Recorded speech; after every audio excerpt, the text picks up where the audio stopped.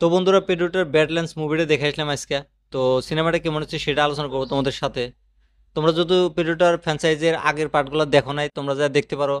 আর যদি তোমরা চাও যে আমরা এই পেড্রোটার ব্যাডল্যান্ডস মুভিটা ডাইরেক্ট দেখবো, তাও দেখতে পারবো, কারণ সবগুলো মুভির কাহিনী আলাদা আলাদা ধরনের।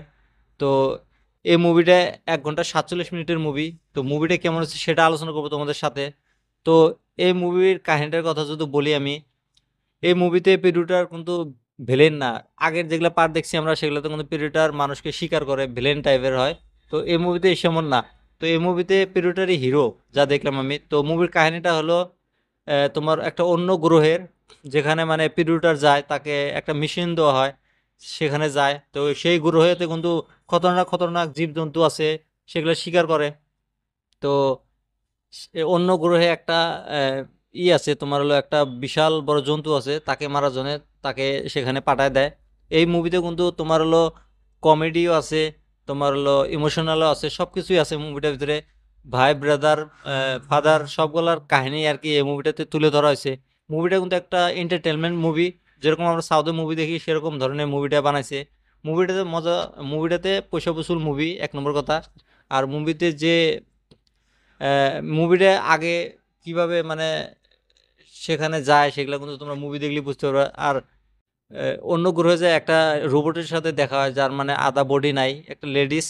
তো তাকে পিঠে বাঁধে নিয়ে আগে কিভাবে জার্নি করে, সেগুলো কিন্তু তোমরা মুভি দেখলে বুঝতে পারবে। আর এই মুভি ভিএফএক্স এর কথা যদি বলি, ভিএফএক্স টপ ক্লাস ভিএফএক্স, দুর্দান্ত ভিএফএক্স হয়েছে। তো সেগুলা তো হলিউড মুভি হয়ে থাকে। আর ভিজুয়ালের কথা যদি বলি, ভিজুয়ালগুলো খুব সুন্দর হয়েছে। আর অ্যাকশন সিনের কথা তো কি বলবো, আর অ্যাকশন টপ ক্লাস অ্যাকশন। আর মুভিটা স্টার্টিংয়ে এই অ্যাকশন দিয়ে শুরু হয়, যেখানে মানে অ্যাকশনের কোনো কমি নাই। তোমরা যদি মুভিটা সিনেমা করে যায় দেখো, মজা অন্য ধরনের পাবে, কারণ এরকম মুভি সিনেমা করে না দেখলে মজাটাই নষ্ট হয়ে যায়।